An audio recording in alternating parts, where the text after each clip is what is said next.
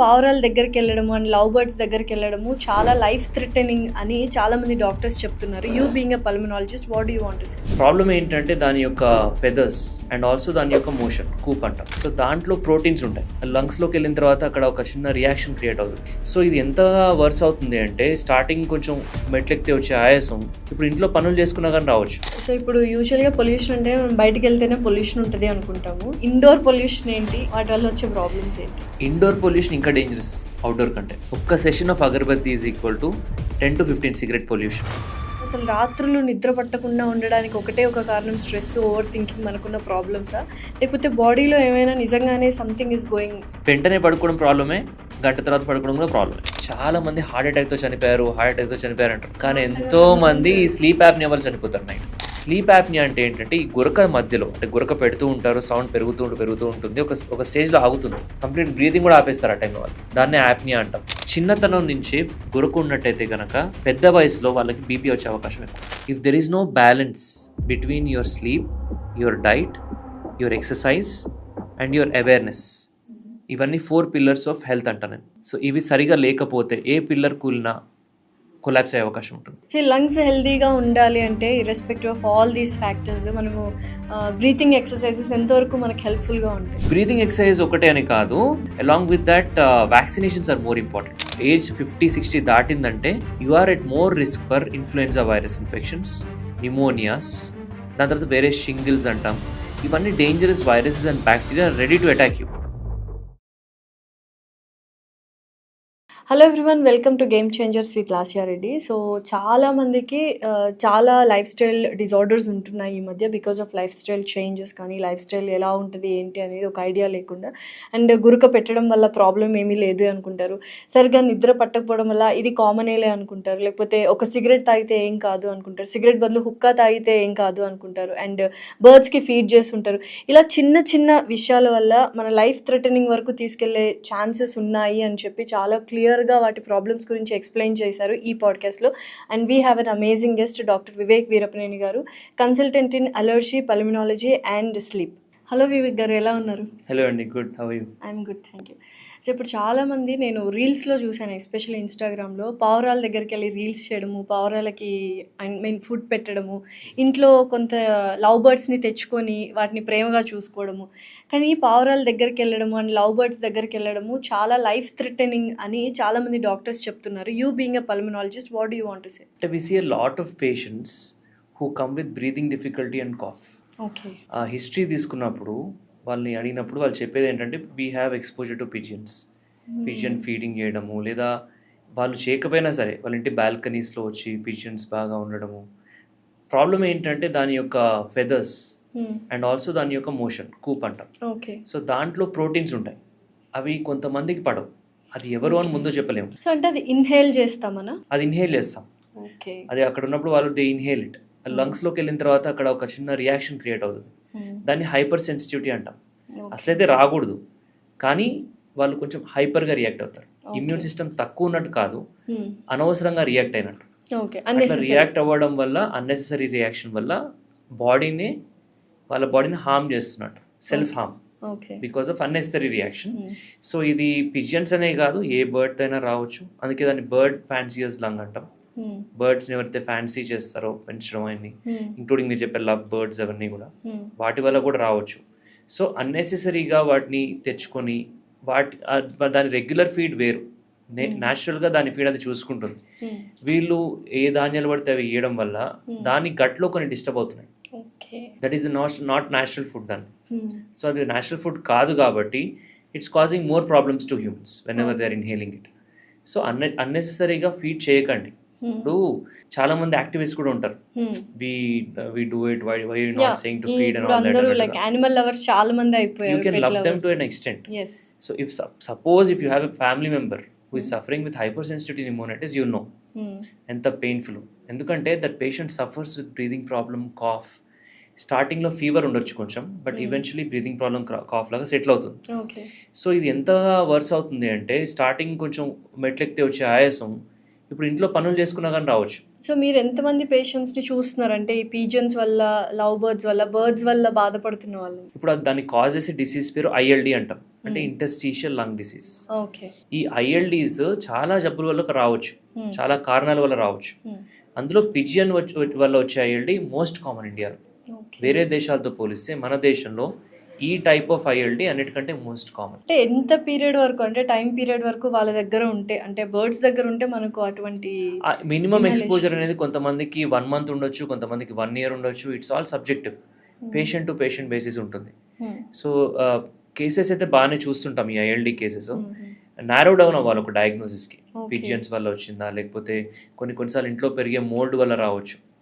So ఈ hyper sensitivity pneumonitis అనే దానికి ఒక 100 కాజెస్ ఉంటాయి, 100 కారణాలు ఉంటాయి. సో ఈ మధ్యనే ఒక అంటే ఫేమస్ పర్సనాలిటీ సమ్ CEO ఎవరో పీజియన్ వల్ల ఫైబ్రోసిస్ వచ్చి చనిపోయింది అని నేను ఒక పేపర్లో విన్నాను అండ్ ఇన్స్టాలో చూశాను.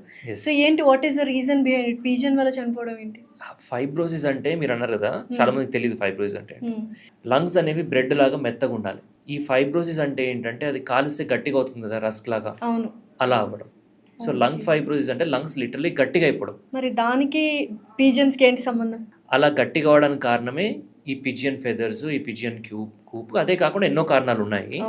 అంటే బాడీ అన్నెసరీగా రియాక్ట్ అవుతుంది ఆ ఐటమ్స్కి, ఆ పర్టికులర్ ప్రోటీన్కి. సో అందరిది అవుతుందని చెప్పలేం, వీళ్ళది అవుతుందని చెప్పలేం అనమాట. సో ఎవరికైనా రావచ్చు కాబట్టి బెటర్ టు స్టే అవే. దాన్ని అవాయిడ్ చేయడమే ట్రీట్మెంట్. సో ఫీడింగ్ చేయడం వలనో, లేకపోతే మీ ఇంటి చుట్టుపక్కల పెరగవచ్చు, రావచ్చు పిజియన్స్. కమ్యూనిటీస్ లో ఉంటాయి, ఏసీ యూనిట్స్ పైన ఉంటాయి, డెఫినెట్లీ బాత్రూమ్స్ విండోస్ లో ఉంటాయి. అక్కడ అవి సెటిల్ అవుతాయి అన్నమాట. ఆ ప్రోటీన్స్ పడవు మీకు. సో నెట్ పెట్టుకోవడం better to secure the area, అవి రాకుండా. ఎందుకంటే ఎవరికి వస్తుందో చెప్పలేం. ఒకసారి స్టార్ట్ అయితే it's like a chain reaction. Treatment చేస్తే కొంతవరకు కొంతమంది రెస్పాండ్ అవుతారు. ట్రీట్మెంట్ చేయకపోతే అది క్రానిక్ హైపర్ సెన్సిటివిటీ న్యూమోనైటిస్ లాగా మారుతుంది. So what are the dangerous effects we'll see because of this? Lung normal lung ఉండదు, ఇంకా it is replaced by fibrosed lung. Okay. ఏదైతే గట్టిగా అయిపోతుందని డిస్కస్ చేశాం లైఫ్ థ్రెటనింగ్ మరి, అంతే కదా. సో దానివల్ల ఆక్సిజన్ లెవెల్స్ డ్రాప్ అవుతాయి. ఎంత అసలు బాత్రూమ్కి వెళ్ళడం కూడా చాలా ఆయాసపడతారు పేషెంట్స్, ఆక్సిజన్ డిపెండెంట్ అవుతారు. అంటే ఇదంతా ఈవెన్చువల్లీ వాళ్ళు రియలైజ్ అవ్వకుండా అలానే కంటిన్యూ అయితే ఈ ప్రాబ్లమ్స్ వస్తాయి. సో ఇనిషియల్ గా రియలైజ్ అవ్వాలి అంటే what are the signs and symptoms they will be facing? They will face breathlessness and cough. Suppose ఒక ఇంటికి షిఫ్ట్ అయ్యారు, అక్కడ పిజియన్స్ ఉన్నాయి, అది షిఫ్ట్ అయిన కొన్ని మంత్స్లోనో కొన్ని ఇయర్స్లోనో స్టార్ట్ అవుతాయి ఇవన్నీ. సో అది వాళ్ళు గమనించి డాక్టర్స్ అంతా కూడా హిస్టరీ అడిగినప్పుడు చెప్తారు ఇవన్నీ. So it take some time. So దాంట్లో okay will get to know, then will do some test. దానికి సిటీ స్కాన్స్ అంటాం చెస్ట్వి. అవి కాకుండా కొన్ని బ్లడ్ టెస్ట్ ఉంటాయి, బ్రీదింగ్ టెస్ట్ ఉంటాయి. లంగ్ ఎంతవరకు డ్యామేజ్ అయిందో తెలుస్తుంది, లంగ్ ఎంతవరకు పనిచేస్తుంది, దాని ఫంక్షన్ ఎట్లుందో కూడా తెలుస్తుంది అనమాట. సో ఇవన్నీ తెలుసుకొని దాని తగ్గట్టుగా ట్రీట్మెంట్ ఇస్తాం. సో ఈ పర్టికులర్ డిసీజ్ అనేది ఇట్స్ ఎ ప్రోగ్రెసివ్ డిసీజ్. దాన్ని బ్రేక్ వేస్తే ఆగుతుంది, లేదు అంటే ప్రోగ్రెస్ అయిపోతుంది ముందుకి. దానివల్ల పేషెంట్ అనేవాళ్ళు సఫర్ అవుతారు లాస్ట్కి. సో నెక్స్ట్ చాలా మంది అంటుంటారు tobacco smoking is more dangerous than alcohol drinking అని. నిజంగానే మందు తాగడం కంటే సిగరెట్ తాగడం చాలా డేంజరసా? డిపెండ్స్, దేని డేంజర్స్ దానికి ఉన్నాయి, there is no doubt about it. But ఈ సిగరెట్ అనేది ఇట్స్ మోర్ ఈవెన్ అడిక్టివ్, ఇంకా అడిక్టివ్ మన ఆల్కహాల్ కంటే. ఎందుకంటే దాంట్లో నికోటిన్ ఉంటుంది, దాంతోపాటు 7,000 కెమికల్స్ ఉంటాయి సిగరెట్ స్మోక్లో. Alcohol may not have so many chemicals, but cigarette smoke has those chemicals. అయితే ఇప్పుడు ఓన్లీ స్మోకింగ్ గురించే మాట్లాడుకున్నట్లయితే మనకు బోల్డ్ అన్ని ప్రోడక్ట్స్ అవైలబుల్గా ఉన్నాయి. సిగార్ అని, బీడీ అని, సిగరెట్స్ అని, వేప్స్ అని, హుక్కా అని, ఎలక్ట్రానిక్ వేప్స్ అని, ఇలా ప్రతి ఒక్కటి వచ్చాయి కదా. చాలామంది ఏమంటారంటే వేప్స్ చాలా సేఫ్గా ఉంటాయి, ఎలక్ట్రానిక్ వేప్స్ చాలా సేఫ్గా ఉంటాయి, జస్ట్ ఫ్లేవర్ మాత్రమే ఉంటుంది, హుక్కా తాగుతాం మేము, స్మోక్ చేయము అంటారు. మా ఫ్రెండ్స్ చాలామంది ఉన్నారు. So how dangerous it is? Like cigarette బెటరా, హుక్కా బెటరా? అంటే సైనైడ్ బెటరా లేకపోతే కార్బన్ మోనాక్సైడ్ బెటరా అన్నట్టుంది. ఏదైనా డేంజరస్. ఓకే. సో ఏదైనా ప్రాబ్లమాటికే. చాలా మంది ఏమనుకుంటున్నారంటే మీరు అన్నట్టుగా ఫ్లేవర్స్, దాని తర్వాత స్మెల్ చూసి బాగుంది, సో ఇది కొంచెం సేఫ్ అనుకుంటా, హార్డ్గా లేదు, స్మూత్గా ఉంది అనుకుంటారు. ఓకే, సిగరెట్లో 7,000 కెమికల్స్ ఉండొచ్చు, దానివల్ల దాంట్లో ఒక 70 కెమికల్స్ వల్ల క్యాన్సర్ రావచ్చు. అదేవిధంగా వేప్లో కూడా ఎన్నో కెమికల్స్ ఉంటాయి. ఈ వైటమిన్ ఏ ఆయిల్ అంటాము, గ్లిజరిన్ అంటాము, కొన్నిసార్లు ఈ క్యానబిస్ యొక్క ఆయిల్ ఉంటుంది. ఇది అక్కడ హీట్ అవుతుంది అనమాట. ఇట్స్ అ హీటెడ్ ప్రోడక్ట్ కదా. అది హీట్ అయ్యేటప్పుడు అవన్నీ కూడా కొంచెం స్ట్రక్చర్ మారి డేంజరస్ కాంపౌండ్స్ లాగా మారుతున్నాయి. They are link to many problems. It's not just లంగ్స్లో పిలిచినందుకు లంగ్ ప్రాబ్లమ్స్ అనే కాదు, ఆస్మా, సిఓపిడి, క్యాన్సర్స్ ఇవి కాకుండా many other problems including breast cancers or you know brain problems. అంటే హెడ్ టు టో తీసుకుంటే అన్ని ఆర్గన్స్ని ఎఫెక్ట్ చేస్తుంది, ఇంక్లూడింగ్ హార్ట్, బ్రెయిన్, ఎవ్రీవేర్. ఇంకా డేంజరస్ ఇష్యూస్ ఏంటి అంటే దీంట్లో ఇవాలి అనే ఒక ప్రాబ్లం వస్తుంది. ఇవాలి అంటే ఈ సిగరెట్ ఇండ్యూస్ లంగ్ ఇంజురీ అంటాము. సో దీంట్లో ఏంటంటే లంగ్స్లో ఉండే ట్యూబ్స్ అనేవి పర్మనెంట్గా క్లోజ్ అయిపోతాయి. ఈ asthma is a reversible problem. ఈ వేప్, ఈ హుక్కా, వాటి వల్ల. ఈ కైండ్ ఆఫ్ థింగ్స్, హుక్కా కాదు, వేప్, Vapes, ఎస్పెషల్లీ okay. ఈ సిగరెట్స్, వేప్, వీటి వల్ల. ఓకే. సో అది పర్మనెంట్గా క్లోజ్ అవ్వడం జరుగుతుంది. దానివల్ల ఒక పేషెంట్ లంగ్ ట్రాన్స్ప్లాంట్ వరకు వెళ్ళే అవకాశం ఉంటుంది. ఫారెన్లో చాలా కేసెస్ ఉన్నాయి, ఎందుకంటే అక్కడ ఈ సిగరెట్స్ చాలా ర్యాంపెంట్గా యూజ్ చేస్తారు, ఎస్పెషల్లీ యూకే అంతా కూడా. ఇక్కడ కూడా చాలా మంది ఈ వేప్స్ అంటే చాలా డేంజరస్, అసలు డేంజరస్ కాదు అన్న ఫీల్లో ఉన్నారు, నార్మలైజ్డ్ థింగ్. అది good marketing by tobacco industry, అంటే ఆల్టర్నేటివ్ కోసం. ఎస్, సిగరెట్ మానేయడం కోసం ఆల్టర్నేటివ్ గా ఈ వేప్స్ తీసుకుంటున్నారు, but they are more dangerous. More dangerous. ఇవాలి అనే ఒక ప్రాబ్లం వస్తుంది. తర్వాత పాప్కార్న్ లంగ్ అంటాం, గట్టిగా అయిపోతుంది లంగ్ అంతా కూడా. వీళ్ళకి కూడా ట్రాన్స్ప్లాంట్ తప్ప వేరే ఆప్షన్ ఉండదు. సో సిగరెట్ కంటే కూడా ఈ సిగరెట్ ఇంకా డేంజరస్ నన్ను అడిగితే. షార్ట్ పీరియడ్లో ఎక్కువ డ్యామేజ్ చేస్తుంది. అలా అని చెప్పి అందరికీ చేస్తుంది అంటే కాదు, అక్కడే ప్రాబ్లం. నేను ఎప్పటి నుంచో తీసుకుంటున్నా, నాకు ఏం అవ్వట్లేదు అంటారు చాలా మంది. కొంతమంది ఉంటారు 6 months తీసుకున్న తర్వాత ఇవన్నీ ఫేస్ చేస్తారు.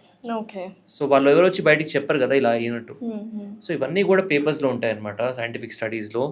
ఈ cigarettes are equally dangerous. They are colourful, trendy and స్లీక్గా ఉన్నంత మాత్రం సేఫ్ అని కాదు. అన్నెసరీగా వాటికి వెళ్ళి అడిక్ట్ అవ్వకండి, ఎందుకంటే you can get addicted to that also. దాంట్లో కూడా నికోటినే ఉంటుంది. సో నికోటిన్ ఫ్రీ ఉన్నా సరే ఏదో ఒక కెమికల్ లోపలికి వెళ్ళడం వల్ల it is causing lot of damage. And నేను ఎక్కడో విన్నాను 1 hookah puff is equal to 100 cigarette smoking అని. Is it true? Yes, smoking 1 session of hookah equal to smoking 100 cigarettes. It's very dangerous. So hookah అనేది cigarette కంటే కూడా అన్ని రెట్లు dangerous అనమాట. వాళ్ళకే కాదు, పక్కన ఉన్న వాళ్ళకి. హుక్కా సెషన్ అంటే ఒక 10 మంది కూర్చొని చేస్తుంటారు. కొంతమంది అందులో ప్యాసివ్ స్మోకర్స్ ఉంటారు, అంటే అబ్బా నేను హుక్కా తాగను, ఏం తాగను, వెరీ హెల్దీ అనుకుంటారు. అలాంటి వాళ్ళకి చాలా డేంజర్ అని విన్నాను. దే ఆర్, మరి వాళ్ళు కూడా ఈక్వల్ గా పీలుస్తున్నారు కదా అక్కడ కూర్చొని. వీళ్ళు పీల్చి వదిలేస్తారు, వీళ్ళకి ఫిల్టర్ కూడా ఉండదు కదా. ఉండదు. సో వీళ్ళకి ఆ ప్రాబ్లమ్స్ అన్ని రావచ్చు అనమాట. సో సెకండ్ హ్యాండ్ స్మోక్ అంటాం దీన్ని. సో ప్రైమరీ స్మోకింగ్ కాకుండా సెకండ్ హ్యాండ్ స్మోకింగ్. మళ్ళీ అవంతా స్మోక్ అంతా బట్టలు కత్తుకోవడం, హెయిర్ కత్తుకోవడం, అది ఇంటికి వెళ్ళిన తర్వాత పిల్లలు మన దగ్గరకు వచ్చి హక్ చేసుకోవడం, అప్పుడు అది వాళ్ళకి వచ్చే థర్డ్ హ్యాండ్ స్మోక్ అంటాం. సో ఇన్ని డేంజర్స్ ఉంటాయి అనమాట. సో ఫస్ట్ హ్యాండ్ స్మోక్ అంటే స్మోకర్స్ వాళ్ళు, సెకండ్ హ్యాండ్ అంటే passive smokers, third hand smoke. So ఈ కేసెస్ చూసారా చిల్డ్రన్ లో? చాలా మంది పిల్లలకి ఆస్మా వస్తుంది.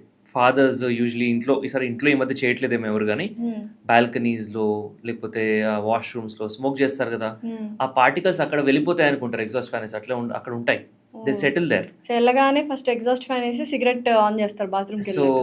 సో ఇదేంటంటే పోతుంది అనుకుంటాం, కానీ those particles are lingering around. ఎంతో కొంత ఇన్హేల్ చేస్తారు పిల్లలు అక్కడ ఉంటే కనుక. సో దానివల్ల వాళ్ళకి ఆస్తమా వస్తుంది. అండ్ సిఓపిడి అని ఒక లంగ్ డిసీజ్ ఉంటుంది, దానికి కూడా ఇది ఒక పునాది. చిన్నప్పటి నుంచి సిగరెట్కి ఎక్స్పోజ్ అవ్వడం. ఆల్రెడీ ఎయిర్ పొల్యూషన్ చాలా ఉంది బయట. హైదరాబాద్లో AQI is around 125. That is almost equal to smoking 6 to 7 cigarettes. Already we are all expose to lot of smoke. నిజమా? హైదరాబాద్ లో, ఢిల్లీలో ఒకటే పొల్యూషన్, ఢిల్లీలో అయితే ఆల్మోస్ట్ 1 to 2 packs. సో అంటే ఇది క్యాలిక్యులేషన్, ఇది నేను చెప్పడం కాదు, స్టాట్స్ ప్రకారం, స్టాటిస్టిక్స్ ప్రకారం.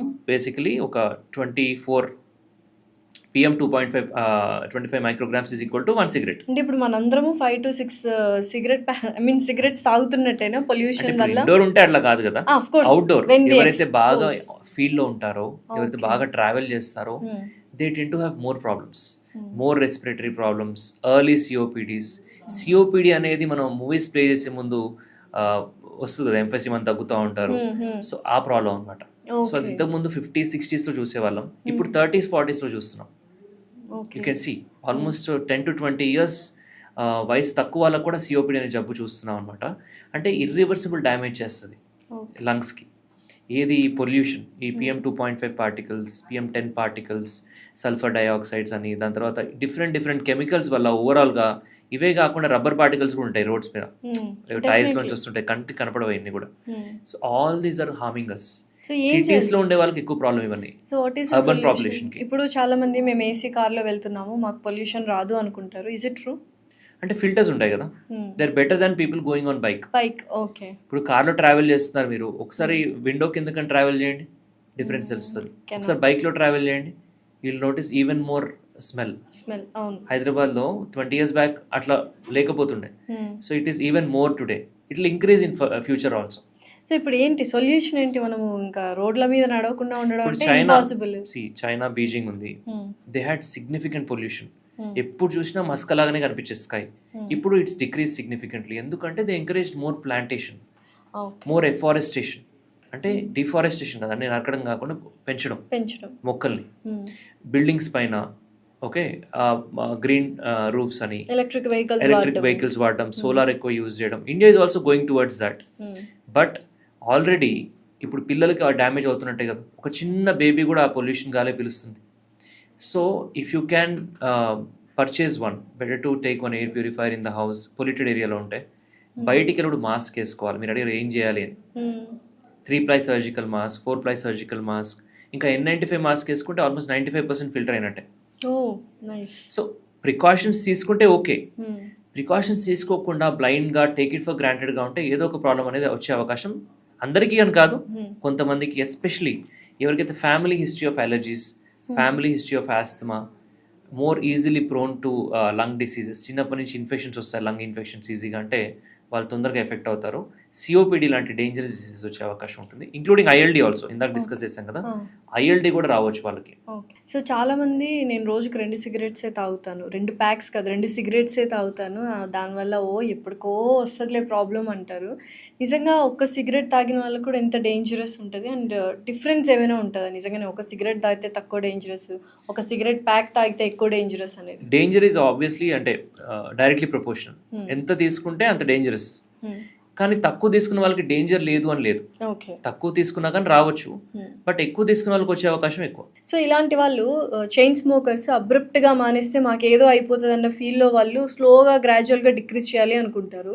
అదేంటి? వాళ్ళు ఆపుదాం అనుకుంటారు కానీ పక్కన వాళ్ళు చెప్తారు ఇలాంటివి. సో యూజువలీ వాళ్ళు ఆపుదాం అనుకున్నా కానీ ఒక్కసారి ఆపేస్తే నీకు ఏదైనా అవుతుంది అని చెప్తే ఒకలాంటి ఫియర్ క్రియేట్ అవుతుంది మైండ్లో. అబ్రప్ట్గా ఆపేయచ్చు. They will have side effects, they will have palpitations, sweatings, ఒకలాంటి డిస్కంఫర్ట్, యాంగర్ ఇష్యూస్, ఇవన్నీ వస్తాయి initially, but they can overcome all that. It's not just about అది కౌన్సిలింగ్ సెషన్స్ అటెండ్ అవ్వడము, డాక్టర్ని మీట్ అవ్వడము, అండ్ నికోటిన్ రిప్లేస్మెంట్ థెరపీస్ ఉంటాయి. So ఆ nicotine replacement therapies stickers రూపంలో ఉంటాయి, గమ్స్ రూపంలో ఉంటాయి, టాబ్లెట్స్ రూపంలో ఉంటాయి, ఫార్మకలాజికల్ మాలిక్యూల్స్ అంటే టాబ్లెట్స్ అవన్నీ కూడా అవైలబుల్ ఉన్నాయి. So it's all about willing to take help, it's all about willing to quit. First ఆ పర్సన్కి లోపల నుంచి ఉండాలి నేను ఆపాలి అని, అప్పుడు ఆపగలుగుతారు. బయట నుంచి ఎవరో ఫోర్స్ చేసింది అయితే అది జరగదు. అది ముందే చెప్తాం, whenever patient comes, if they really want to quit they will do it. So all kinds of smoking is very dangerous. Any kind of smoke, బీట్, హుక్కా, బీడీ, అంటే సిగరెటే ఇప్పుడు ఈ హుక్కా, బీడీ, సిగార్ కంటే ఇంకొంచెం సేఫర్ చెప్పాలంటే. ఎందుకంటే బీడీలో ఫిల్టర్ లేదు, సిగార్ ఇంకా ఎక్కువ క్వాంటిటీ ఆఫ్ టార్ ఉంటుంది, ఎక్కువ నికోటిన్ ఉంటుంది, ఎక్కువ కెమికల్స్ ఉంటాయి. అండ్ హుక్కా అయితే చెప్పాము 100 సిగరెట్లని. ఓకే, దాంతోపాటు ఇప్పుడు మన ఇంకోటి ఏంటి, vape is also dangerous, which is not a safer alternative.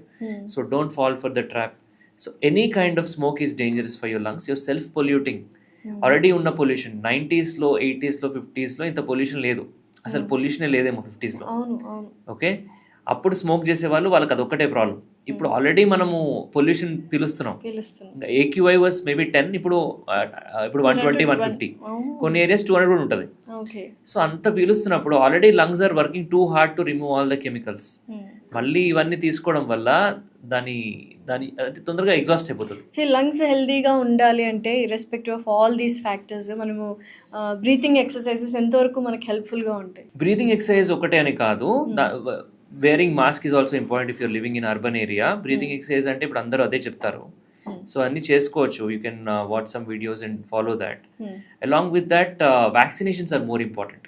Vaccinations ఉన్నాయా లంగ్స్కి? ఇప్పుడు ఎవరికైతే ఎఫెక్ట్ అయ్యే ఛాన్స్ ఉంటుందో, చిన్న పిల్లలకి వ్యాక్సిన్స్ ఇస్తాం కదా మనం. మన ఇండియన్ ప్రోగ్రామ్లో ఆల్మోస్ట్ ఒక 10 to 15 వ్యాక్సిన్స్ ఉంటాయి పిల్లలకి, మేబీ మోర్ దాన్ దట్. పెద్దవాళ్ళకు ఒక ప్రోగ్రామ్ కూడా లేదు. సో ఈ వ్యాక్సిన్ వేసుకోమని చెప్పేవాళ్ళు కూడా లేరు. అలా అని చెప్పి వ్యాక్సిన్ వేసుకోవద్దా అంటే అలా కాదు, చాలా guidelines worldwide vaccines వేసుకోవాలి. ఏజ్ 50-60 దాటిందంటే you are at more risk for influenza virus infections, pneumonias, దాని తర్వాత వేరే షింగిల్స్ అంటాం. ఇవన్నీ dangerous viruses and bacteria ready to attack you. So immune system అనేది ఏంటంటే ఒక బెల్ షేప్ కర్వ్ లాగా ఉంటుంది అనమాట.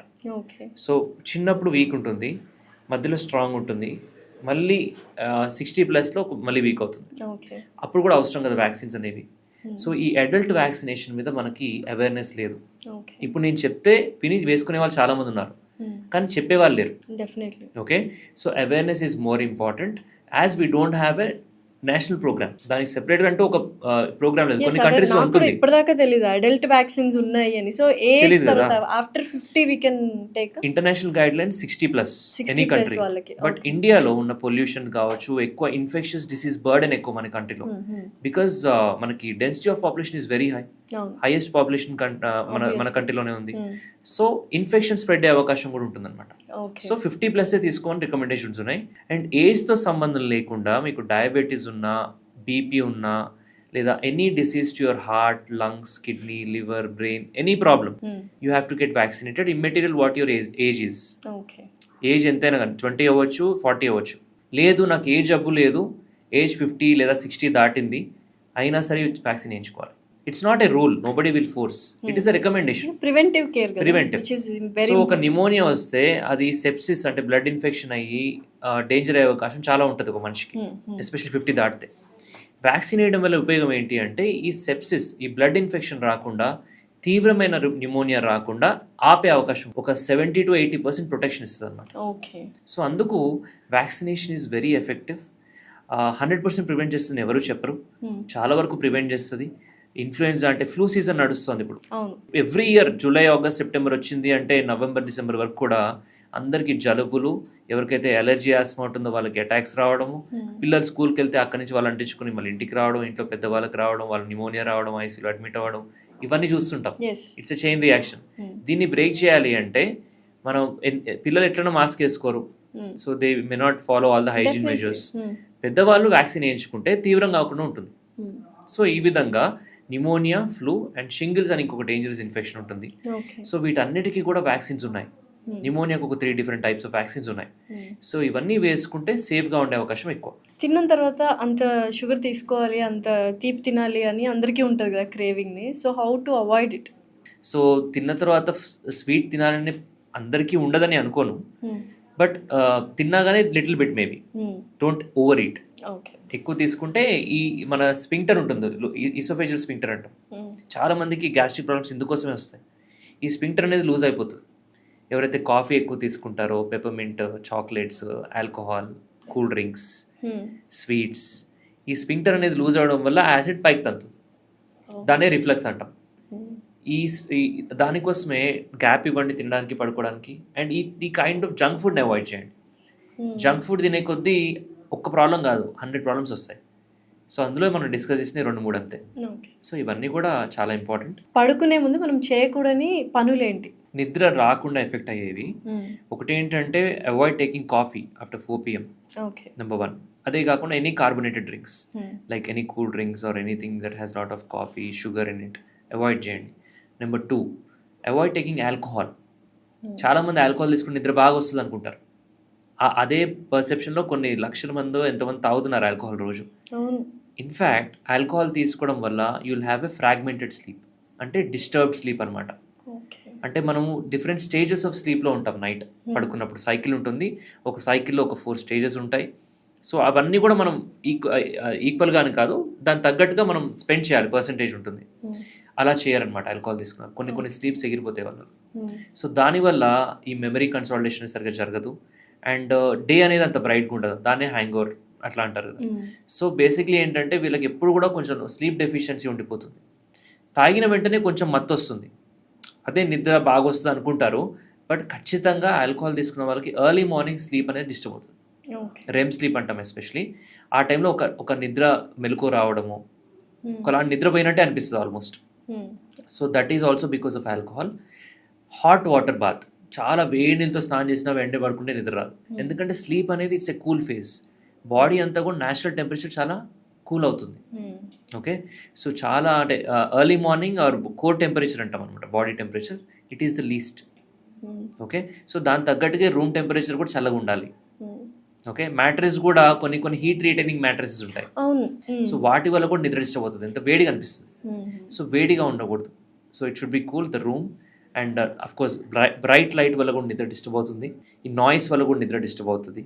సో ఇట్లా డిఫరెంట్ ఫ్యాక్టర్స్ వల్ల స్లీప్ అనేది ఎఫెక్ట్ అవుతుంది. ఓకే. సో ఇవన్నీ లేకుండా ఒక పర్టికులర్ స్లీప్ రొటీన్ సెట్ చేసుకొని ఎవ్రీడే అలా ఉండేలా చూసుకోవడం ఇట్స్ ద సేఫెస్ట్ వే. అందరికీ కుదరకపోవచ్చు, బట్ మ్యాక్సిమం అట్లీస్ట్ పిల్లలకి చేయండి ఇలాగా. At least do it for your kids. అలా వదిలేయకుండా వాడు ఎప్పుడు పడుకుంటే అప్పుడు పడుకుంటాడులే, టీవీ చూస్తాడు 10 వరకు 11 వరకు, అలా కాకుండా ఒక రొటీన్ సెట్ చేసి 8:30 వరకు అలా పడుకోబెట్టేసేయండి, maximum 9. So they will have good night sleep and they will have a bright day. Otherwise the day will be dull and lazy. So ఇప్పుడు యూజువల్గా పొల్యూషన్ అంటే మనం బయటికి వెళ్తేనే పొల్యూషన్ ఉంటుంది అనుకుంటాము, ఆ పార్టికల్స్ కానీ అవి కానీ ఇంటి వరకు వచ్చేస్తూ ఉంటాయి. సో ఇండోర్ పొల్యూషన్ కూడా ఏమైనా ఉంటుందా? దానికి మనము ఇప్పుడు కొత్తగా ఇంటీరియర్ డిజైనర్స్ ఉన్నట్టు ప్లాంట్స్కి కూడా డిజైనర్స్ ఉన్నారు ఇంట్లో, to avoid pollution or to increase the oxygen. So ఏంటి ఇండోర్ పొల్యూషన్ ఏంటి, వాటి వల్ల వచ్చే ప్రాబ్లమ్స్ ఏంటి? ఇండోర్ పొల్యూషన్ ఇంకా డేంజరస్ అవుట్డోర్ కంటే. ఇదేంది, ఇది నేను ఎక్కడ వినలేదు. ఇండోర్ పొల్యూషన్ ఏంటి? What is pollute a house? ఒకటి ఏంటంటే కిచెన్ ఉంది, వి కీప్ కుకింగ్ కదా, సో అప్పుడు దాంట్లో వచ్చే పొగ అనేది కూడా it is dangerous. So you have to use exhaust fan. అందరి ఇంట్లో ఉండవు కదా, ఓకే. సో అందరికీ తెలియదు, ఉన్నా కానీ కొంతమంది ఆన్ చేసుకోరు.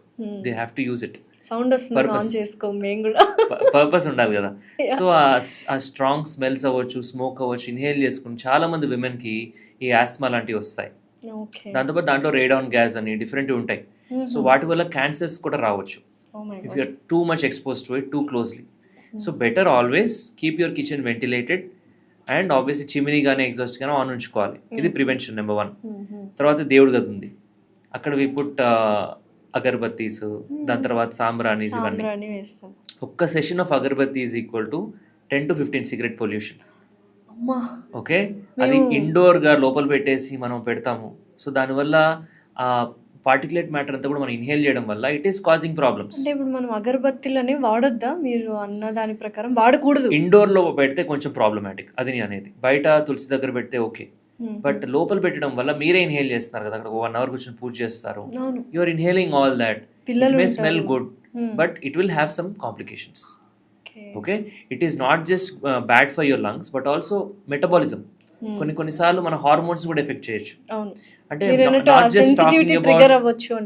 ట్రిగర్ అవుతుంది. ఎవరికైతే అండర్లైన్ అలర్జీ జీన్ ఉందో తట్టి లేపినట్టు. ఈ పర్టికులర్ సాంబ్రానీస్, అగర్బత్తీస్, దాని తర్వాత మస్కిటో కాయిల్స్, తర్వాత scented candles or perfumes, air fresheners, all this is indoor pollution. ఇవన్నీ chemicals. We should not use too much. And ఎంతో కొంత ఎవరికైతే ప్రాబ్లం ఉంటుందో వాళ్ళకి ఇబ్బంది, ఎవరికైతే అండర్లైన్ అలర్జీస్ ఉంటాయో, అంటే ఎఫెక్ట్ అయ్యే తత్వం, సెన్సిటివ్ గా ఉండే లంగ్స్ కి problem. And we never know కదా ఎప్పుడు ఎవరు అలర్జిక్ అయిపోతారో అని. ఇన్ ద ప్రాసెస్ జీన్స్ లో ఉంటుంది ఎక్కడో. So it's all about a trigger. Trigger అయిన తర్వాత ఇట్స్ లైక్ స్విచ్ ఆన్ అయిన తర్వాత ఆఫ్ చేయడం కష్టం. So it's like chain reaction మళ్ళీ. So better to avoid. Prevention is always better then cure. Mild ఓకేనా? లైక్ న్యాచురల్ వేలో కొన్ని యూస్ చేస్తూ ఉంటారంటారు కదా. Any kind of perfumes or whatever, any kind of smell, smoke or dust can trigger allergic reactions. Better to avoid, especially if you are sensitive. That is number 1. Number 2 వచ్చేసి ఈ kitchen అని చెప్పాను. తర్వాత number 3 dust. Dust itself is a huge pollution. Obviously. Okay, అది curtain dust అవ్వచ్చు, bedroom bedsheets dust అవ్వచ్చు, అట్లా any kind of dust will cause pollution. ఇంకేమైనా ఉన్నాయి ఇండోర్ పొల్యూషన్? ఈ సెంట్స్, పర్ఫ్యూమ్స్, అగరబత్తులు ఈ కాకుండా ఇండోర్ డస్ట్ ఉంటుంది.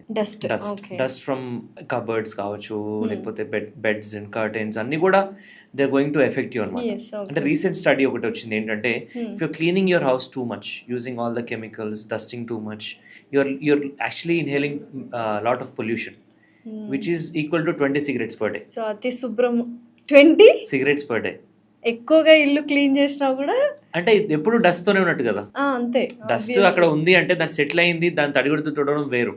లేదు, దాన్ని వెళ్ళి సస్పెండ్ చేస్తాం ఎయిర్ లో, మనం డిస్టర్బ్ చేస్తాం. You're inhaling it with chemical as well. ఒక కెమికల్ తో మనం కోలిన్ ఇవన్నీ యూస్ చేస్తాం. సో ఇవన్నీ ఏంటంటే నేను చెప్పడం కాదు, స్టడీస్.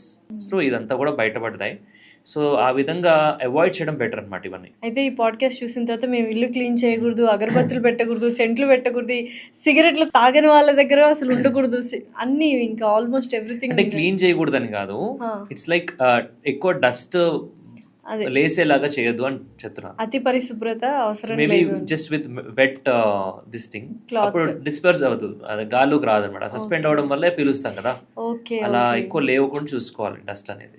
సో ఎనీవే ఇవన్నీ కూడా ఇండోర్ పొల్యూషన్ చాలా ఎక్కువ మనకి, ఓకే. దానివల్ల కూడా ఇండోర్ లో ఉండే పీపుల్ ఎస్పెషల్లీ పిల్లలు కూడా ఎక్కువ ఎఫెక్ట్ అవుతారు. సో అలర్జీస్ అంటే యూజువల్గా కొంతమందికి పాలు పడవు, లేకపోతే పీనట్స్ పడవు అంటుంటారు, అండ్ డస్ట్ అలర్జీ వస్తుందంటారు. ఈ అలర్జీస్ కనుక్కోవడం ఎలాగా? వెరీ గుడ్ క్వశ్చన్ అండి. కామన్ ప్రాబ్లం అలర్జీస్ అనేది అందరి ఇంట్లో ఏదో ఒక రూపంలో బయటపడుతుంది. సో చిన్నప్పటి నుంచి మొదలు పెడితే పెద్ద వరకు ఎవరికైనా రావచ్చు. అది స్టార్ట్ అవడం పిల్లల్లో యూజువల్లీ స్కిన్ ఎలర్జీస్ లాగా స్టార్ట్ అవుతుంది. ర్యాషెస్, ఓకే, హ్యాండ్స్ పైన, నెక్ పైన, ఫేస్ పైన, స్కాల్ప్ పైన ఎక్కడైనా రావచ్చు. అదే ఇంకా కొంత ముందుకెళ్తే ఫుడ్ ఎలర్జీస్ స్టార్ట్ అవుతాయి. మిల్క్, ఎస్పెషల్లీ మిల్క్ ఇంట్రడ్యూస్ చేసిన తర్వాత యూజువల్లీ మిల్క్ ఎలర్జీస్ అని, దాని తర్వాత పీనట్స్, బీట్ అంటే గ్లూటెన్, ఇవన్నీ different types of allergies start అవుతాయి. కొంతమందికి పడదు. Yes, any kind of food, prawns, fish, అవి తీసుకొని కొలాప్స్ అయిన పేషెంట్స్ కూడా చాలా మంది ఉంటారు. ఎనఫైలాక్సిస్ అంటాం, చాలా డేంజరస్ రియాక్షన్. అంటే where your body is severely affected, breathing ఆగిపోతుంది, బీపీ పడిపోతుంది. ఇవన్నీ ఏంటంటే సివియర్ ఎనఫైలాక్సిస్ కొంతమందికి రావచ్చు. ఎస్పెషల్లీ ప్రాన్స్ తోటి చాలా కామన్ ఇది, ఫుడ్ ఐటమ్స్ తోటి. అందరికీ ఉంటుందని కాదు.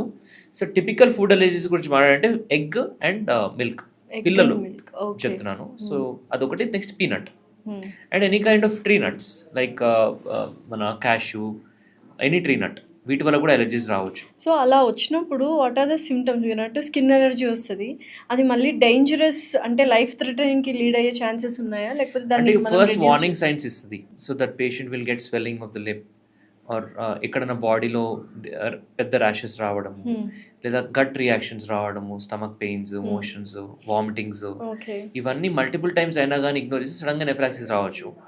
స్లోగానే డెవలప్ అవుతుంది. సో ఇంకా మనము కంటిన్యూస్గా అసలు ఇంకా లైఫ్ లాంగ్ ఏవైతే అలర్జిక్ ఫుడ్స్ ఉంటాయో అవి మనం తీసుకోకూడదు. అంటే మన కంట్రీలో తక్కువ, యుఎస్ అండ్ యూకే వాటిలో చాలా ఎక్కువ ఈ ఫుడ్ ఎలర్జీస్ అనేవి. అక్కడ ఎలర్జీస్ చాలా కామన్. ఇక్కడ మనకి డస్ట్ ఎలర్జీస్ కానీ అవి ఎక్కువ కామన్. ఫుడ్ ఎలర్జీస్ కూడా ఉన్నాయి చాలా మందికి. సో ఈ ఫుడ్ ఎలర్జీస్ కి ట్రీట్మెంట్ అనేది ఉంది. ఓకే, మెడికేషన్స్ కానీ, అఫ్ కోర్స్ ఫుడ్ అవాయిడెన్స్ అనేది ఫస్ట్ ఐడెంటిఫై చేయడం, ఐడెంటిఫై చేసిన తర్వాత అది అవాయిడ్ చేయడం. ఈ ఐడెంటిఫై ఎలా చేస్తాము? There are some skin prick test. So skin మీద అలర్జీ టెస్ట్ లాగా చేసి ఐడెంటిఫై చేయొచ్చు ఏ పర్టికులర్ ఫుడ్ కి అలర్జీ ఉందో. ఇంకా డౌట్ ఉంటే ఆ పర్టికులర్ ఫుడ్ మీదనే ప్రిక్ చేసి చూడొచ్చు ఆ స్కిన్ కి అలర్జీ ఉందో లేదో.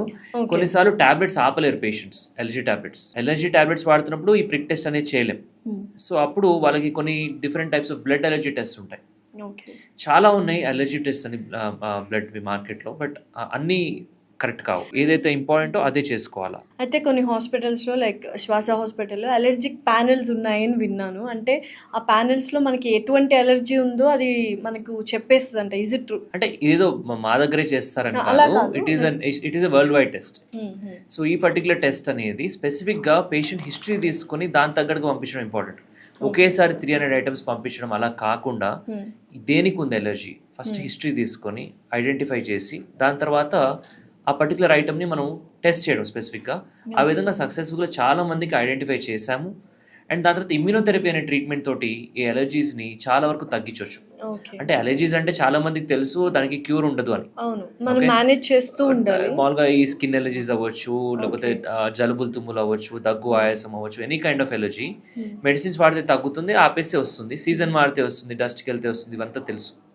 కానీ పర్టికులర్ దేని వల్ల వస్తుందని తెలుసుకుంటే దాన్ని మనము ట్రీట్మెంట్ లాగా ఇవ్వడం, ఒక ప్రాబ్లమ్నే సొల్యూషన్ లాగా చేయడం. అంటే ఇమ్యూనోథెరపీలో అదే అవుతుందా? ఎస్. ఇప్పుడు సపోజ్ డస్ట్ మైట్కి ఎలర్జీ ఉందని చెప్పింది, డస్ట్ మైట్ యొక్క ప్యూరిఫైడ్ ప్రోటీన్నే పేషెంట్కి ఇవ్వడం in any form, in the form of tablets which are FDA approved, injectables, in the form of injections or drops, ఏదో ఒక విధంగా పేషెంట్కి ఇవ్వడం. అది ఇస్తే తద్వారా అంటే they should be patient about it. Results అనేవి వెంటనే కనపడవు, జస్ట్ లైక్ టాబ్లెట్ లాగా. It takes some time. And దాని ఒక పర్టికులర్ డ్యూరేషన్ వాడాలి, 3 to 5 years మినిమం అట్లా వాడాలన్నమాట. సో వాడితే ఏంటంటే తర్వాత వాటికి ఎక్స్పోజ్ అయినా కానీ రియాక్ట్ అవ్వరు. సో దాన్ని ఇమ్యూనోథెరపీ అంటాం. దీనివల్ల ఎన్నో మెడిసిన్స్ని అవాయిడ్ చేయొచ్చు. సో ఈ పర్టికులర్ ట్రీట్మెంట్ అనేది అందరికీ కూడా ఇవ్వలేము ఎలర్జీ పేషెంట్స్కి. ఓకే. ఎవరికైతే పర్టికులర్ ఐటమ్ వల్ల కన్ఫర్మ్ అవుతుందో ఓకే. అండ్ వాళ్ళకి నిజంగా కూడా వాళ్ళకి అడిగినప్పుడు క్వశ్చన్స్ దానికి ఎస్ నాకు ప్రాబ్లం అని తెలుస్తుందో వాటికి మాత్రమే ఇవ్వగలం. సో ఎంత టైం పీరియడ్ వరకు ఇమ్యూనోథెరపీ మనం ఇస్తే ఈ అలర్జిక్స్ రియాక్షన్స్ కానీ ఇవి తగ్గుతూ ఉంటాయి? అట్లీస్ట్ అరౌండ్ 1 yearలో డిఫరెన్స్ నోటీస్ చేస్తారు. తర్వాత అన్ని మెడిసిన్స్ ఆపేసినా they will not react to any dust మళ్ళీ. Oh nice. So they feel very happy. దాని తర్వాత అది ఒక 3 to 5 years కంటిన్యూ చేస్తాం patient case to case basis. So అప్పుడు దాని యొక్క బెనిఫిట్ అనేది సైంటిఫికలీ 10 to 15 years వరకు ఉంటుందని ఉంది.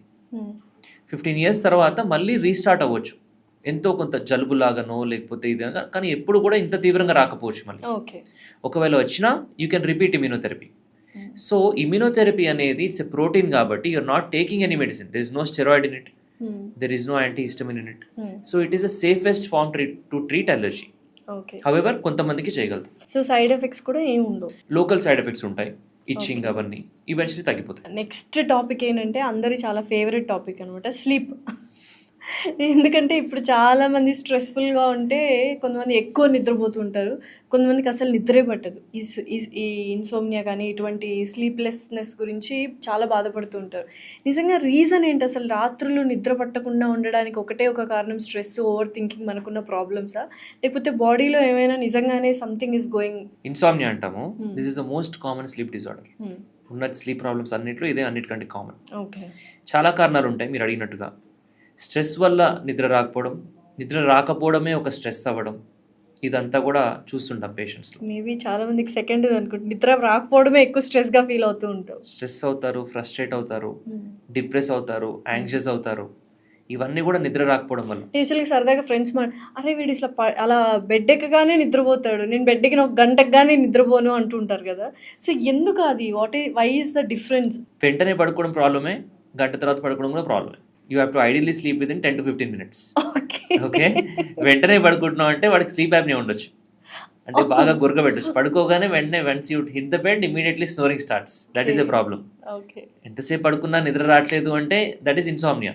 అతివృష్టి అనావృష్టి రెండు కష్టం. సో నిద్ర రాదు అంటే వాళ్ళు ఏం చేస్తారు, నిద్ర రావట్లేదు అని ఒక స్ట్రెస్ క్రియేట్ అవుతుంది మైండ్లో. అరే నిద్ర పట్టట్లేదు, రేపు ఒక పని ఉంది నాకు, అది ఇంపార్టెంట్, రేపు ఇంటర్వ్యూ ఉంది, ఈరోజు నైట్ నిద్ర పట్టట్లేదు, ఐ హ్యావ్ టు, మీ గురించి. సో నిద్ర పట్టట్లేదు, రేపు బాగా చేయాలి, ఇంపార్టెంట్, ఫ్రెష్ ఉండదు, ఇంకా పట్టట్లేదు, ఇంకో 1 hour తర్వాత పట్టలేదు, కొంచెం ఫ్రస్ట్రేషన్ లేస్తారు, అటు ఇటు వాక్ చేస్తారు, ఫ్రెష్ ఎయిర్కి వెళ్తారు. కొంతమంది మళ్ళీ కాఫీ తాగుతారు, దానిపైన ఉన్న నిద్రపోతుంది. ఓకే, అది అవాయిడ్ చేయాలి. అది కాకుండా మళ్ళీ వచ్చిన తర్వాత యాంగర్ స్టార్ట్ అవుతుంది. ఇట్లా డిఫరెంట్ ఇమోషన్స్ ఉంటాయన్నమాట నైట్. అంటే ఇదంతా ఏంటంటే నిద్ర రావాలి అని చెప్పి మనం వెయిట్ చేస్తూ ఉంటాం. అలా కాకుండా నిద్ర వచ్చినప్పుడు పడుకోవాలి ఫస్ట్ ఆఫ్ ఆల్. ఓకే, మనం ఏం చేస్తున్నాం, అందరం టీవీ చూడడము, ఫోన్ చూడడము, ఒక ఆల్మోస్ట్ ఒక 4-5 hours. అప్పుడు that is affecting your brain. So దానివల్ల that blue light itself is keeping away your sleep from you. Okay, that blue light. దాని తర్వాత బెడ్ మీదే అన్నీ చేస్తాం, బెడ్ మీదనే యూ ఈట్, బెడ్ మీదనే you work, everything is on the bed. So it's not link to sleep anymore. Okay. So ఇదంతా కూడా scientific. You want to sleep properly, put only sleep on the bed. So time అనేది కూడా very important. Don't do any other activity, especially like screen working on bed, reels చూడడము, working, especially food తినడము. And follow a sleep hygiene, sleep routine. What is a sleep hygiene? Sleep hygiene అంటే పర్టికులర్గా ఒక పద్ధతి, ఒక discipline sleep గురించి. అంటే every day ఒక పర్టికులర్, ఎస్పెషల్లీ పిల్లల్లో బాగా వర్కౌట్ అవుతుంది ఇది.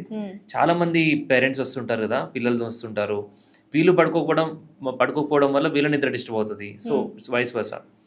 So if you put a child early to the bed by around 8:30-9, you are giving him very nice sleep throughout the night. Sleep consolidation అంటాం, అంటే ఒక 10 to 12 hours పడుకోవాలి పిల్లలు. అప్పుడే వాళ్ళ బ్రెయిన్ అనేది సరిగ్గా వైర్ అవుతుంది అండ్ డెవలప్మెంట్ అనేది బాగా అవుతుంది అండ్ స్ట్రెస్ ఉండదు పిల్లలు. కొంతమంది ఏం చేస్తారంటే నైట్ 11-12 వరకు వీళ్ళు టీవీ చూస్తారు, వాళ్ళతో పాటు వీళ్ళు కూడా చూస్తారు, ఫోన్ చూస్తారు, రీల్స్ చూస్తారు. మళ్ళీ మార్నింగ్ స్కూల్ ఎప్పుడు స్టార్ట్ అవుతుంది హైదరాబాద్లో? 6:30కి లేసేయాలి, 6 కల్లా లేయాలి. అంటే వాళ్ళు పడుకునేది 6-7 hours. Everybody, most of the children have chronic sleep insufficiency, అంటే స్లీప్ డెఫిషియన్సీ. అంటే నిద్ర లేదు, దానికి రిప్లేస్మెంట్ టాబ్లెట్ లేదు, నిద్రనే. నిద్ర లేకపోతే పడుకోవాల్సిందే కంపల్సరీ. ఇంకా డల్ గా ఉంటారు క్లాస్. ఎస్, అంటే డల్ ఉండడం, నిద్రపోవడం క్లాస్లో. సో దానివల్ల స్కూల్ పర్ఫార్మెన్స్ తగ్గడము, ఇరిటబిలిటీ ఎక్కువ ఉంటుంది, బిహేవియరల్ ప్రాబ్లమ్స్ వస్తాయి, మూడ్ ఇష్యూస్ వస్తాయి. ఇవన్నీ కూడా ఒక్కరోజు కాదు, జరుగుతూనే ఉంది కదా, వారం, నెల, సంవత్సరాల తరబడి. So that will change their personality also. Okay, so sleep లేకపోవడమే స్ట్రెస్ అంటే అదే పిల్లలు ఎస్పెషల్లీ చెప్పేది. So start a sleep routine అంటే ఏంటి, స్టార్ట్ ఇట్ లైక్ ఒక హాఫ్ అన్ అవర్ కంటే ఎక్కువ లాస్ట్ అవ్వకూడదు స్లీప్ రొటీన్ అనేది. Start it with go to washroom, do brush, then take a bath, come back, read a book. Okay, keep your lights dim, book చదవండి, లేదా ఒక story చదివి చెప్పండి. చిన్నప్పుడు మనకి ఎలా చెప్పేవారు అలా, instead of showing phones and TVs. So దానివల్ల they will get use to it in couple of like 20 days 30 daysలో అలవాటు అయిపోతుంది వాళ్ళకి. సో ఆ రొటీన్ ఎప్పుడు రోజు ఫాలో అవ్వడం వల్ల they are very sure that if they start doing it they will sleep in half an hour.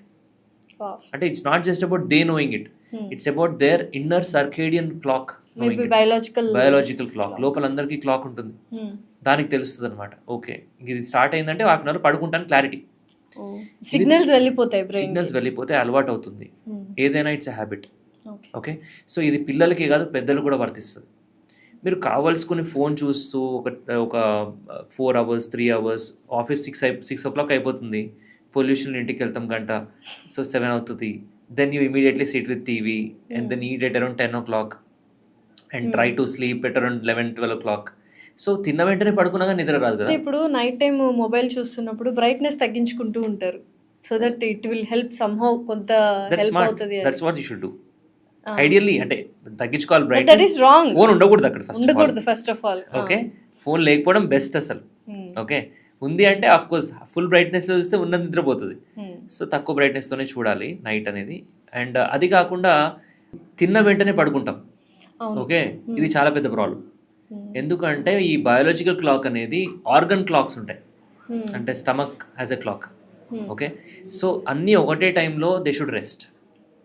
You are trying to put your biological clock to sleep, but మన stomach అనేది యాక్టివ్గా పెడతాం food తీసుకోవడం వల్ల. అది active అవ్వాలి, తప్పదు, దానికి తప్పదు, డైజెస్ట్ చేసుకోవాలి ఫుడ్ని.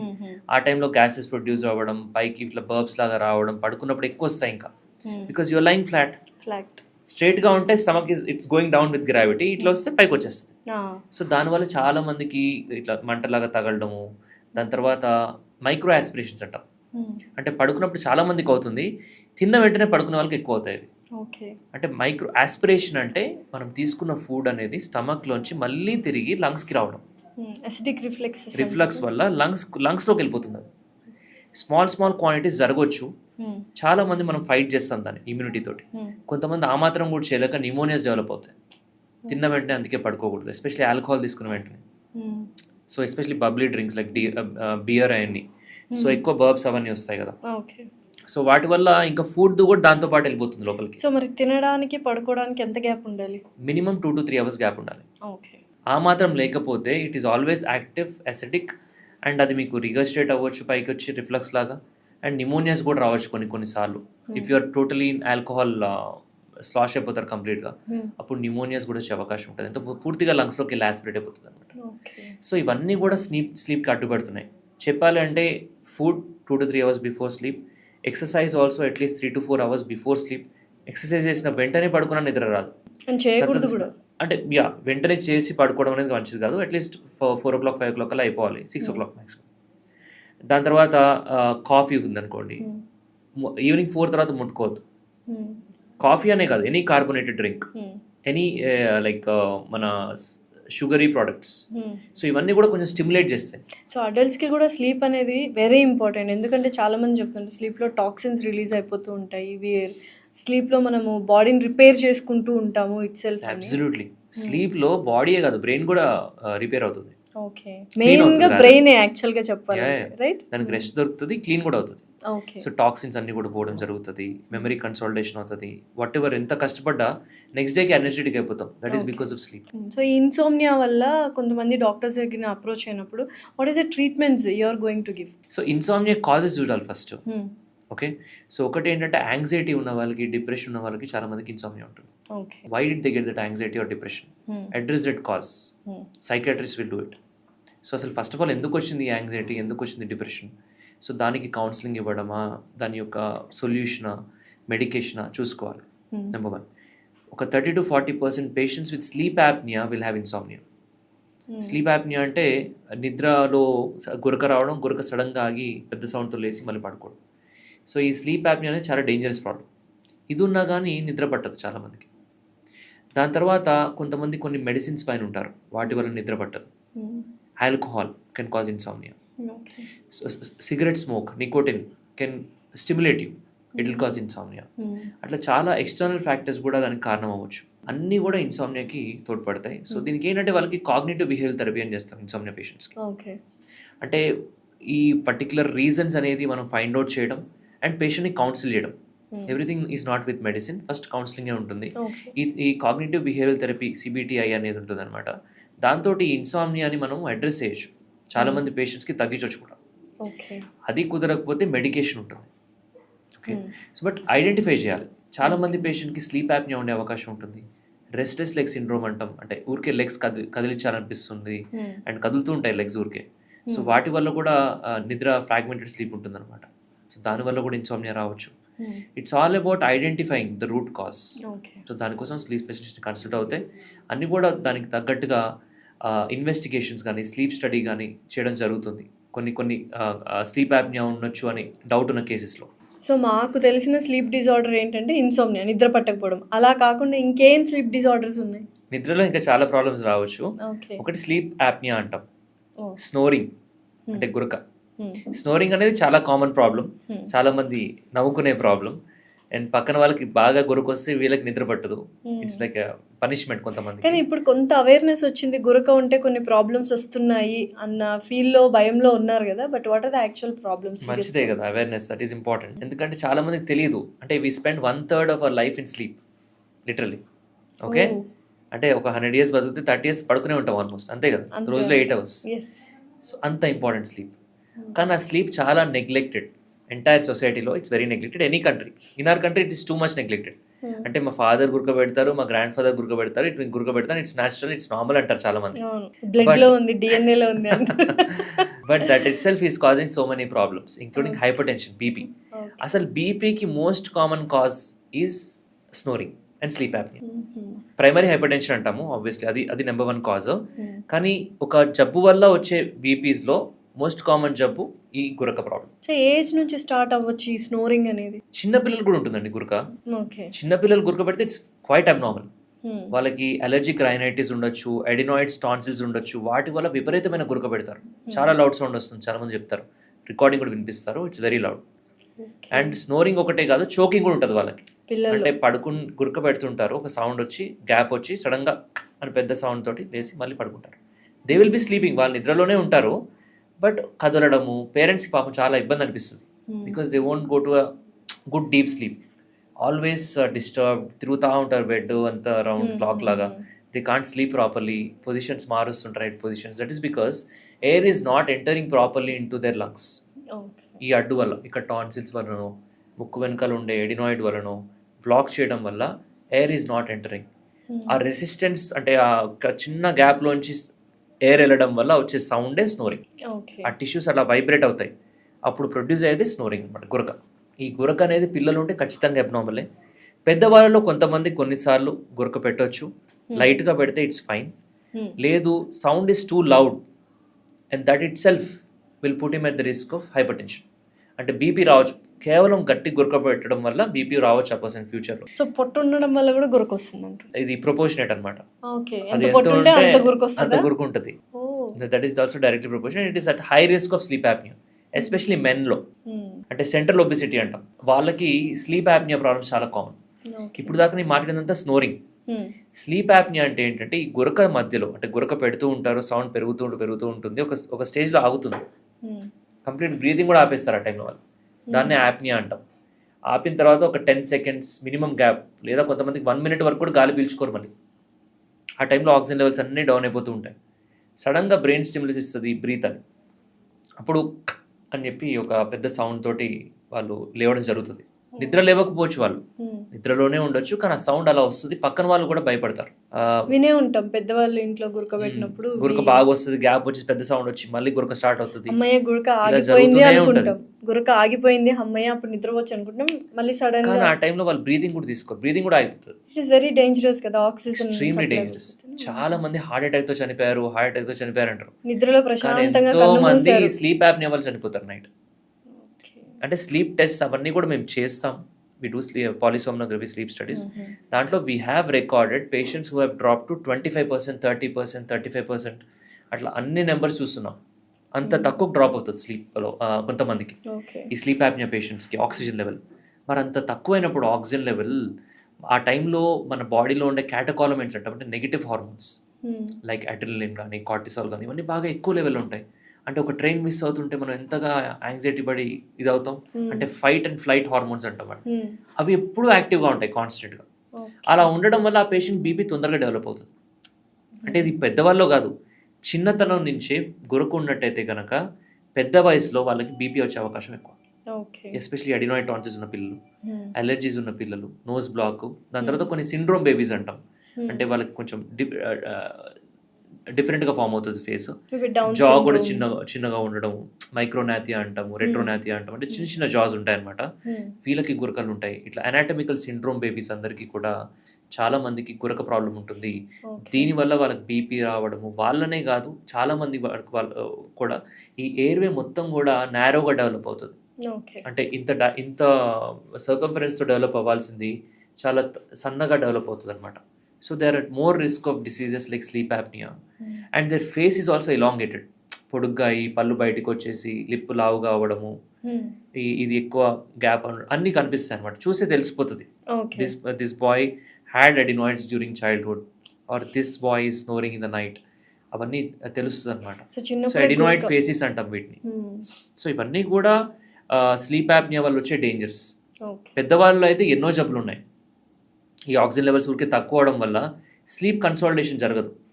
పడుకోనట్టే ఆల్మోస్ట్ అంతే, పడుకుంటారు లేస్తారు కానీ ఇంకా పడుకున్నట్టే అనిపిస్తుంది వాళ్ళకి. బ్రెయిన్కి రెస్ట్ ఉండదు. లేచిన తర్వాత ఒకలాంటి మగతగా ఉంటుంది, అంటే లెథార్జిక్ అంటాము. They don't really feel very energetic, fatigue ఉంటుంది, వెల్ రెస్టెడ్ స్లీప్ ఉండదు, బాగా పడుకునే ఫీలింగ్ ఉండదు. చూస్తే 8 గంటలు పడుకుని ఉంటాడు, లేవగానే మౌత్ డ్రై ఉంటుంది.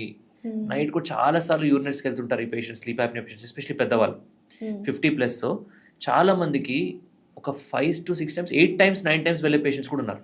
ఏంటి రీజన్ ఏంటి అసలు? వాటర్ ఎక్కువ తాగుతున్నారు. Sleep apnoea. స్లీప్ యాప్నియా వల్ల కొన్ని హార్మోన్స్ ఎక్స్ట్రా ప్రొడ్యూస్ అవడం వల్ల జరిగే ప్రాబ్లం అది. సో ఈ స్లీప్ యాప్నియా ట్రీట్ చేసుకోవాలి.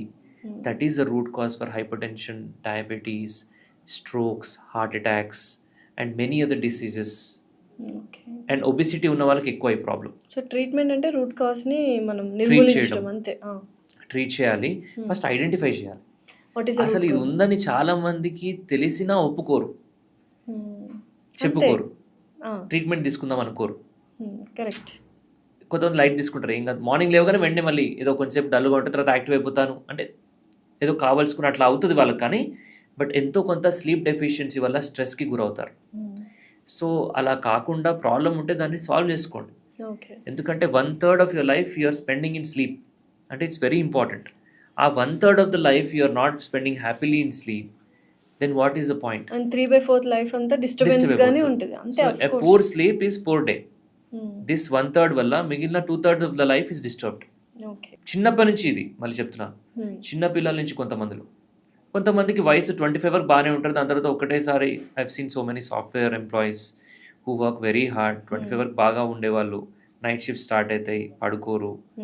డే టైమ్స్ కూడా ఏదో ఒక డిస్టర్బెన్స్ ఉంటుంది. Day is not like night కదా, ఏదో ఒక డిస్టర్బెన్స్, నాయిస్ ఉంటుంది, వర్క్స్ ఉంటాయి, కాల్స్ వస్తాయి. So they all have fragmented in poor sleep. దానివల్ల they slowly put on weight, they won't realise then. ఒక 3 yearsలో వచ్చి బాధపడతారు, 3 yearsలో హెల్త్ అంతా ఖరాబ్ అయిపోయింది సార్, నాది అంతా చెడిపోయింది. 3 yearsలో నేను ఒక 30 kgs పుట్ ఆన్ అయ్యాను, ఈ 3 yearsలో 10 kgs పుట్ ఆన్ అయ్యాను, 15 kgs పుట్ ఆన్ అయ్యాను, 20 kgs పుట్ ఆన్ అయ్యాను, ఇలా చెప్తారనమాట. 3 years మళ్ళీ అంటే కళ్ళ కింద డార్క్గా అయిపోవడం, అంటే ఒకలాగా అంటే ఫేస్ కూడా ఉబ్బినట్టు అయిపోవడం, ఇవన్నీ కూడా స్ట్రెస్ వల్ల జరుగుతున్నాయి. కొంతమంది ఎక్కువ వర్క్ చేయాలి అనే దాంతో కూడా ఎక్కువ వర్క్ చేసి కూడా ఇవన్నీ తెచ్చుకుంటారు. సో కొంతమంది ఏంటంటే out of stress, out of compulsion. So what ever the cause is, if there is no balance between your sleep, your diet, your exercise and your awareness, ఇవన్నీ 4 pillars of health అంట నేను. So ఇవి సరిగా లేకపోతే ఏ pillar కూలినా collapse అయ్యే అవకాశం ఉంటుంది. Okay, so ఇప్పుడు మనం ఇచ్చేది అవేర్నెస్. ఇది ఏం చేయాలి ఏం చేయకూడదు అనేది ఒక సైంటిఫిక్ ఇన్ఫర్మేషన్ ఇచ్చే వాళ్ళు చెప్తే అది తెలుసుకొని దాన్ని పాటిస్తే అట్లీస్ట్ కొన్ని మనం మార్చుకోగలుగుతాం. లైఫ్ స్టైల్ మోడిఫికేషన్ అంటాం దాన్ని. Okay. That is very very important part of treatment in sleep apnoea. మనం అంటే మన లైఫ్ స్టైల్ మార్చుకోవాలి. అంటే మనం లేచిన తర్వాత సన్లైట్ ఎక్స్పోజ్ అవ్వడం, కొంచెం ఎక్సర్సైజ్ చేయడం, then going to work, doing some activity and all that. And diet కరెక్ట్గా తీసుకోవడం, జంక్ ఫుడ్ తినకుండా ఊరికే ఈ ఫ్రైడ్ ఫుడ్, ఈ కూల్ డ్రింక్స్ తీసుకోవడం వల్ల సగం మంది హెల్త్ ఖరాబ్ అయిపోతుంది, చాలా మంది హెల్త్ డ్యామేజ్ అవుతుంది. సో గ్యాస్ట్రోఎంట్రాలజిస్ట్ అందుకే they booming because of all the bad habits that these people are having. All your doctors are booming because of our disease. All the bad habits. Definitely. So it is because of all these online delivery apps also. You get food everywhere, anytime, anywhere. Any food. 4 AM biryanis ఎంత famous అయ్యాయో తెలుసా? So అంటే ఇట్లా ఆట్ టైంలో తినడము ఒకసారి 2 సార్లు is okay, but getting use to it. ఇవన్నీ గవర్నమెంట్ బ్యాన్ చేయాలి. 4 AM బిర్యానీలు, 3 AM బిర్యానీలు బ్యాన్ చేస్తే. సో అట్లా ఈ పియర్ ప్రెషర్ ఉంటుంది ఫ్రెండ్స్. పియర్ ప్రెషర్ వల్ల స్మోక్ స్టార్ట్ చేయడం కూడా చాలా మంది 90% ఆల్కహాల్ స్టార్ట్ చేద్దామన్నా ఏం చేద్దామన్నా ఏదో స్టైల్ కోసమో అది చూపించుకోవడానికి ఏదో, that's how all the problem start. But దాన్ని ఎక్కడ ఆపాలో తెలియాలి.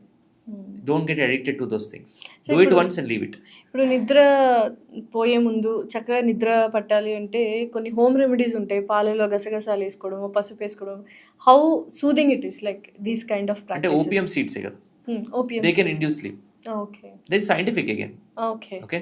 So they can induce sleep. కొంతమంది అలవాటు పడిపోతే మళ్ళీ ఏమైనా ప్రాబ్లం అవుతుంది?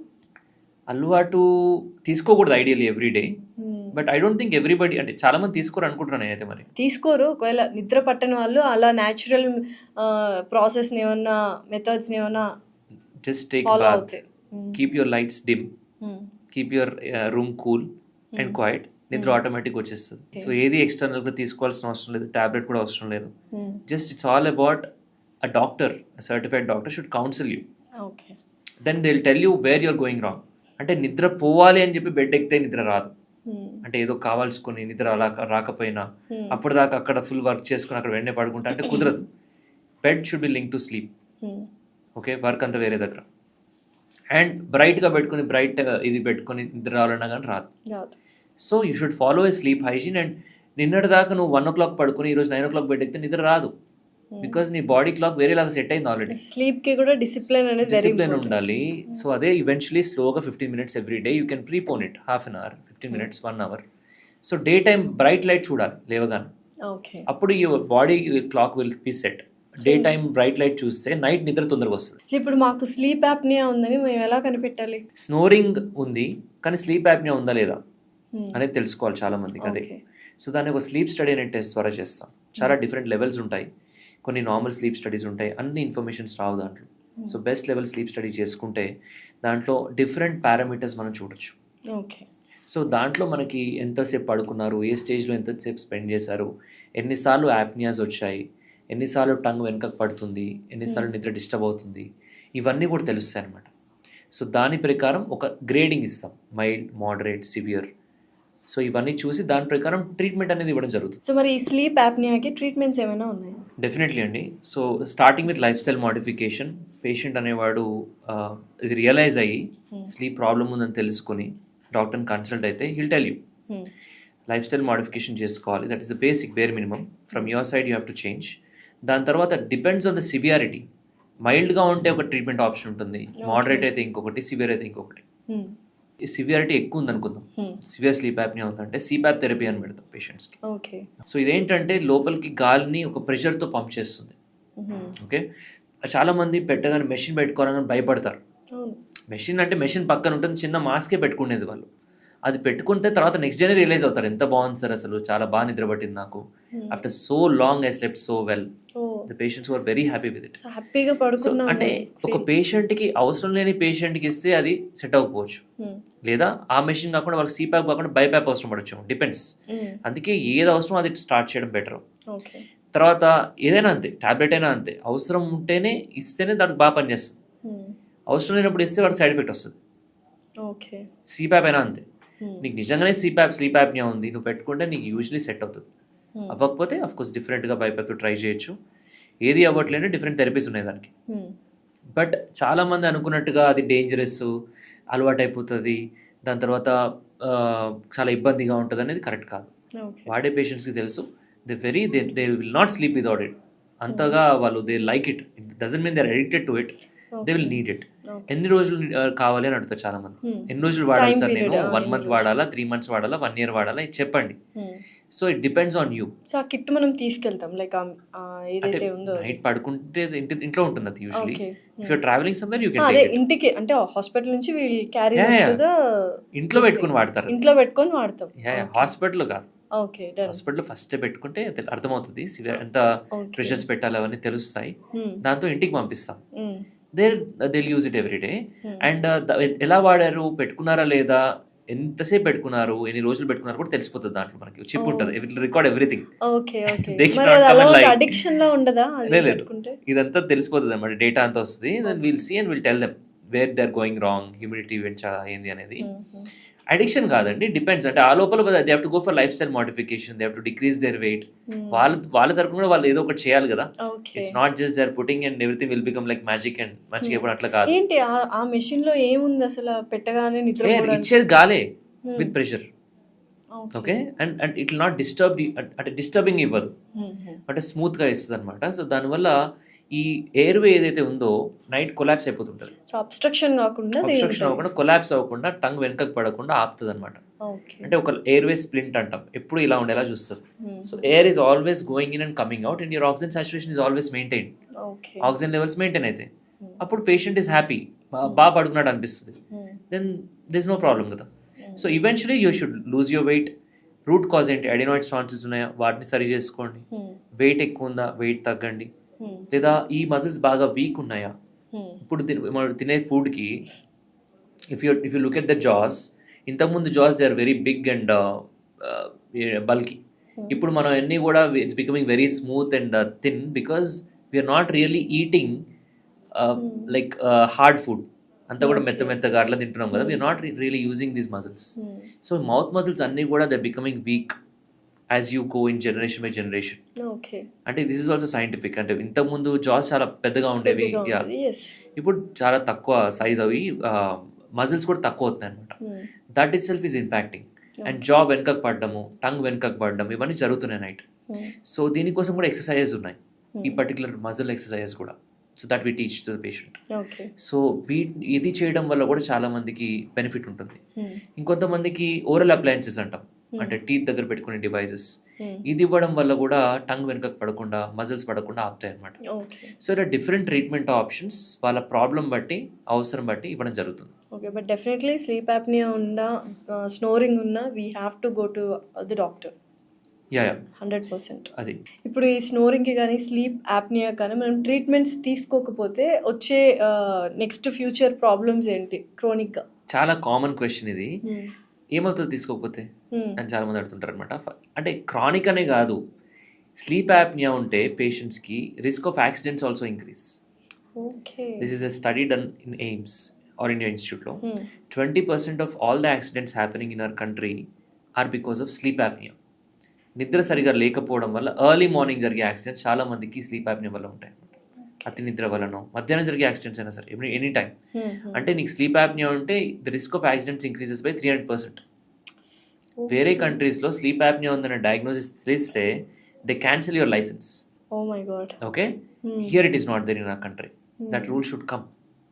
Then the safety also is better and patients also are willing to take treatment అప్పుడు. సో స్లీప్ యాప్నియా వల్ల ఎప్పుడో వచ్చే డేంజర్స్ కాదు, you can actually have this kind of accidents అనమాట. అండ్ చాలామంది షిఫ్ట్ వర్కర్స్ ఉంటారు, నిద్ర సరిగా లేక యాక్సిడెంట్స్ అవ్వడము వర్క్ ప్లేస్లో. సో ఇవన్నీ జరుగుతూ ఉంటాయి. అండ్ దీంతో పాటు లాంగ్ టర్మ్లో వచ్చే ఇష్యూస్ మీరు అడిగినట్టు, it is because of hyper tension, BP రావడము, డయాబెటీస్ రావడము, స్ట్రోక్స్ రావడము, హార్ట్ అటాక్స్ రావడము.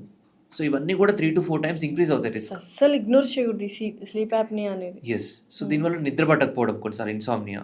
సో ఇవన్నీ చాలా ప్రాబ్లమ్స్ ఉంటాయి అనమాట. So if you have a problem in sleep and your partner is telling you, take it seriously. నాకు అట్లే చిన్నప్పటి నుంచి వస్తుంది అట్లా లైట్ తీసుకోకూడదు. గురుకని కానీ దానిలో మీకు మధ్యలో మీకు కూడా తెలుస్తుంటది, నోరు డ్రై అయిపోతా ఉంటది, నిద్ర. కొంతమందికి అయితే చోక్ అవుతారు అండ్ సడన్ గా లేసేసి చాలా ఆయాసపడతారు నైట్. అంటే కంప్లీట్ బ్లాక్ అయినట్టు చాలాసేపు వాళ్ళ మన లంగ్స్కి వెళ్ళే దారి.